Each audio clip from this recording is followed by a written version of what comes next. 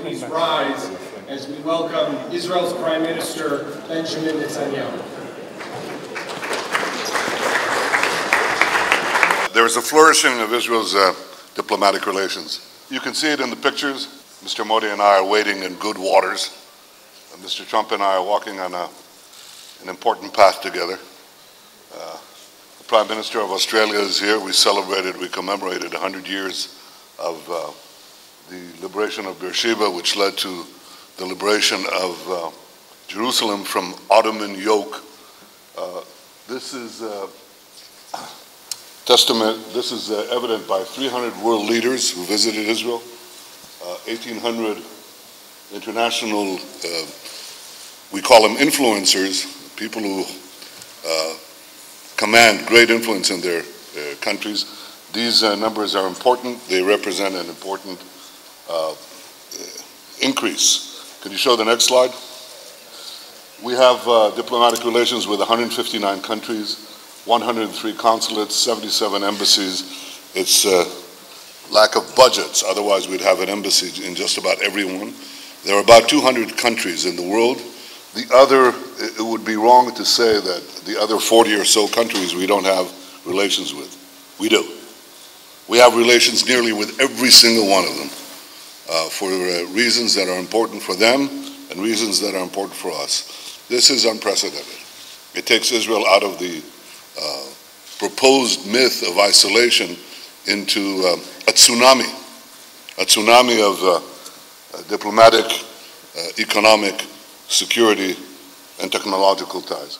21 foreign visits across 6 continents that I've had this year, including the leaders of all the major continents and all the major powers, all the P5, the Security Council, senior 5 members and permanent members, and of course many, many others. Please. This is a map that shows in blue the new agreements that we established or new understandings that we established in the last year alone. You can see it's quite an expanse. It includes Muslim countries. I think Turkey should not be there, by the way, as far as I know. I'm not sure we have, no, just a factual thing. I'm not sure that we have any new arrangement with Turkey. But we have had new agreements with Kazakhstan, Azerbaijan, and of course the many countries that you see around the globe. This is, there's something very big happening here. Please, go ahead. It's also happening in the Arab world. I think this, we are doing surveys across the continents, and we're looking and we see the response by the public. This is internet queries, and you can see that in the Arab world there's a clear change in the way that they view Israel, that they think that ties with Israel will benefit their countries. That is a very dramatic change. So, what is driving this change?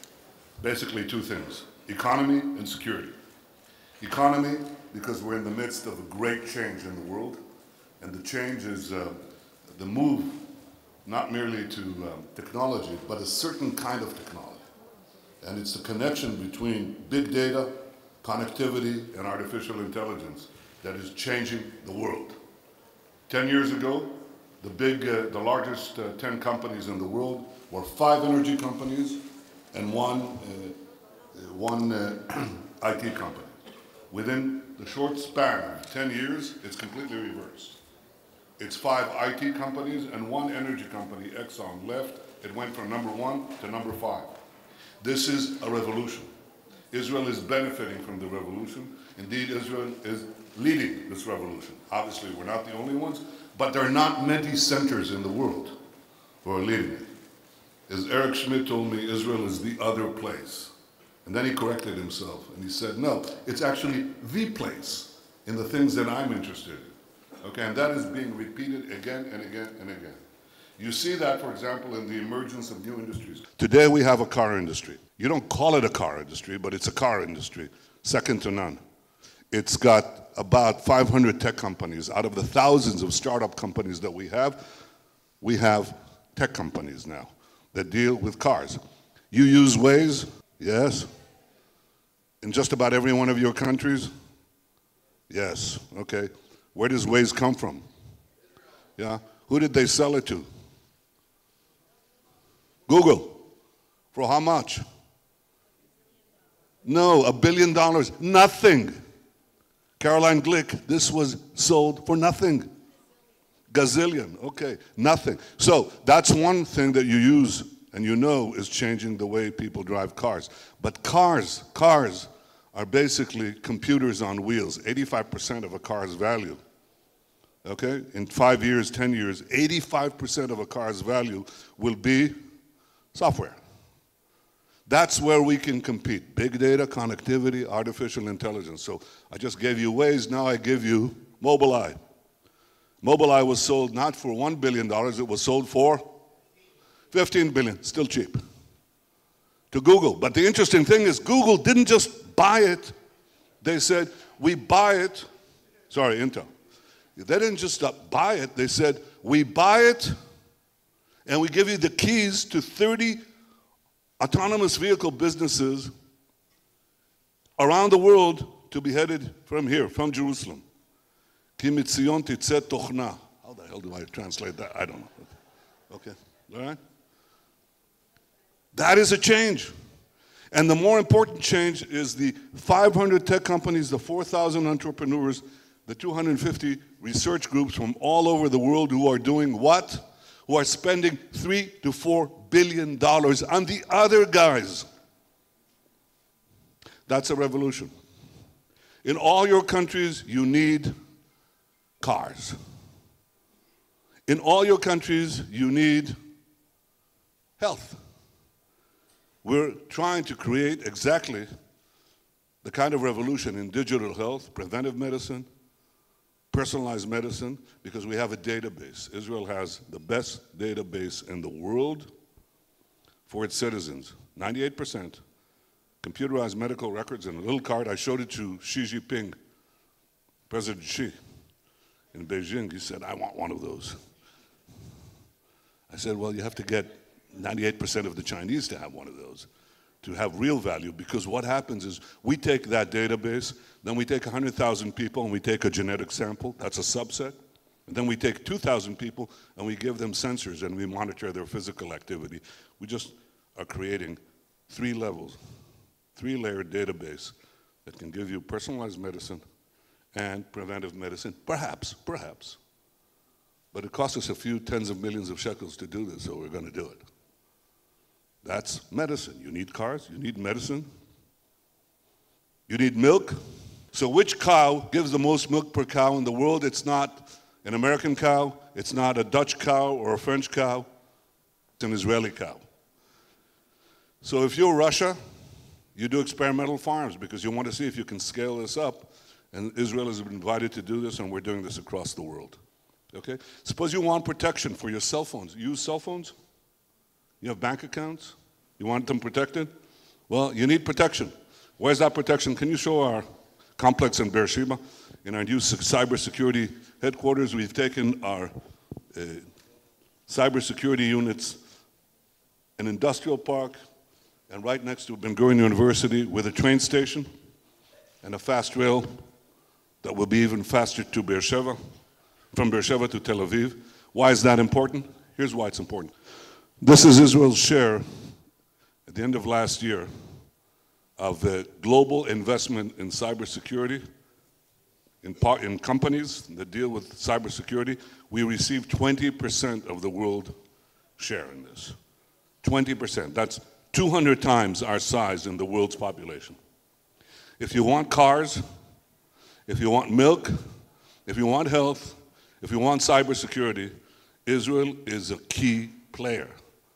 This is what is driving that map. Everybody needs the future. Israel is seizing the future. And we're ready to share it with other countries. There's a second reason why that's happening. It's not merely technology, it's the other T, and it's called terror. The sparks of Middle Eastern terror fly all over the world, from Australia to Canada, everywhere. And everybody needs protection against that threat. Israel's intelligence services are second to none. I say that carefully. Israel's intelligence services are second to none in having prevented dozens of major terrorist attacks in dozens of countries. Everybody is interested, except the generator of some of these things, like, see the countries, that country in red? By the way, that's not on our list of diplomatic allies. So there is now a confluence because of economic reasons, because of our economic and technological prowess on the one hand, and our security and intelligence prowess on the other hand.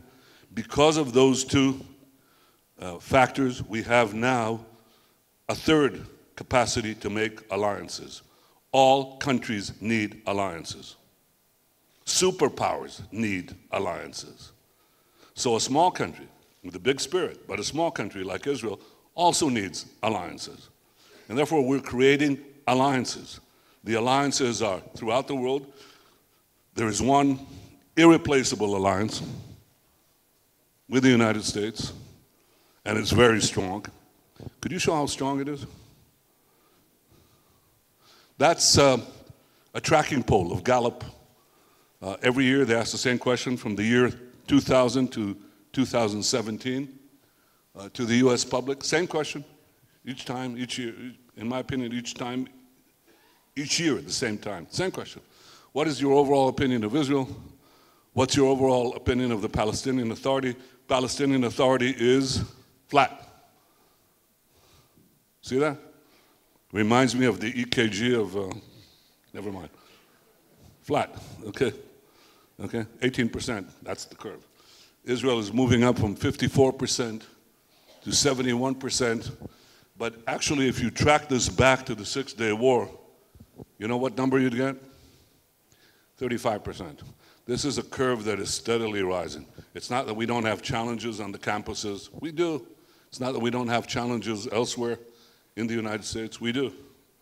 But there is a unique alliance between Israel and the United States, and therefore, I put it separately. The two forces that I told you, the economic, technological ties, the security, intelligence ties are changing. We're coloring the map with the blue. I went to Africa 3 times in 18 months. Tremendous, tremendous interest. Asia, China, we signed an innovation agreement that China signed, the likes of which it signed with only one other country, Switzerland. We have agreements with Russia. I went the first time to Australia and the first time to Singapore, even though we've had connections with them. Mr. Modi came to Israel in a historic visit, and I'm going to give a reciprocal visit in a few weeks here. Make sure that we wade in the water, would you? I mean, I like that, okay. And I was the first Israeli prime minister to visit any country south of the United States in the Western Hemisphere. This is happening because of the technological security revolution. It is important. If your country, for any reason, is not on that map, come and see me. I'm the foreign minister. So use it as an invitation. Our ministers who are here, Minister Bennett, Minister Shaked, and the other ministers all know that this is part of our policy, to go out, to reach out, to expand our ties. So the future in that regard looks good. Here's the challenge. Which country sticks out? Hello? Which one? Iran. It is true that there is only one regime today left that openly, unequivocally, brazenly calls for Israel's destruction, because that has already changed in the Arab world. Doesn't mean that we can make peace treaties yet with the Arab world without some kind of movement with the Palestinians. Peace treaties, not. Everything else below that, yes, and it's happening. So we still have challenges. How to convert this change, this revolutionary change that is enveloping the world and enveloping our region, how do we translate it into a formal peace between us and all our neighbors, Palestinians and others? And also, how do we translate this into the votes that we want in international forums. We still have time for that. I want to commend Mexico, the president of Mexico, who, my friend, who told me a few weeks ago that they're going to change, Mexico is going to change its vote on 10 anti-Israel resolutions in the upcoming General Assembly. You can applaud that. Thank you. And the same we've been seeing from other countries, but it will take a decade, possibly a decade, as long as a decade, to see that change happen in the international forums. These are two important challenges that we have as we expand our network of alliances. But its progress is undeniable, except for Iran. Iran stands out not merely as threatening us. Iran is threatening the entire world. And if Iran continues unabated, they will have a nuclear arsenal of 100 bombs and more. Within a decade, they'll have the capacity to enrich uranium on a vast scale and break out not to 1 bomb, but to 100 bombs.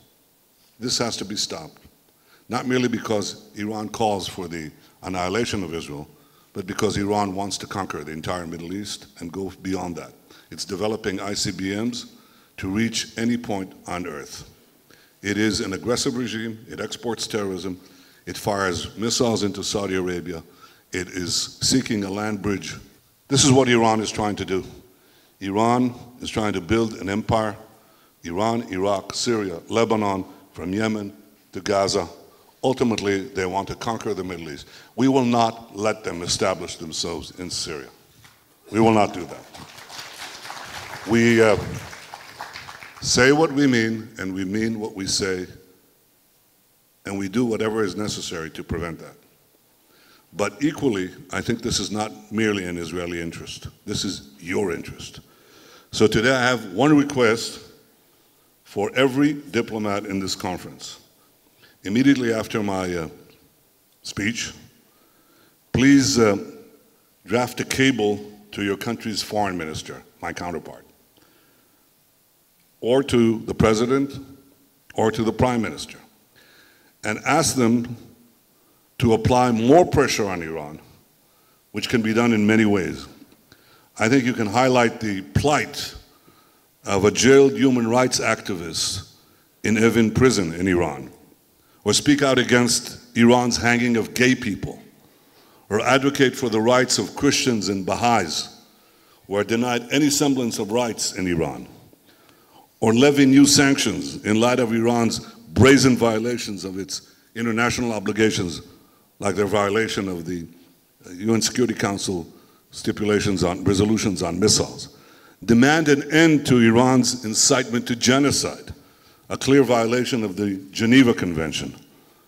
Join our American friends in creating a better nuclear deal, one that does not guarantee Iran will have enough enriched uranium to produce 100 bombs or more within a decade. But above all, if you want to support peace and security, you want to stop this regime, above all, before anything else, do what I do. Support the Iranian people. I speak to them. I sent them yesterday another video. It's past the 1 million mark, I think. And we get many responses from Iran. Above all, support those whom the Iranian regime fears most, their own people. Help them. Countering Iranian aggression will significantly aid the fight against Islamist terror. It will strengthen regional stability. It will keep Israel safe. It will promote peace. 95% of the problems in the region emanate from Iran. Hezbollah wouldn't last a day without the scaffolding provided by Iran. Hamas is dependent on Iran. The aggression you see throughout the region, from the Bab el-Mandeb Straits across the region, is Iran. Do this to ensure security. Do this to protect the flames of liberty and the flames of progress. Delaying these actions would be a grievous error. Terrorists who are not confronted get bolder with time, and the appetite of expansionism Iran's expansion and grow stronger with time. So a regime that openly calls for the annihilation of one democracy will not stop there. It will continue. We have to stop Iran now. I ask that you act now. That's my message to all of you. If you're not on the map, call me. If you are on the map, act against Iran. Thank you.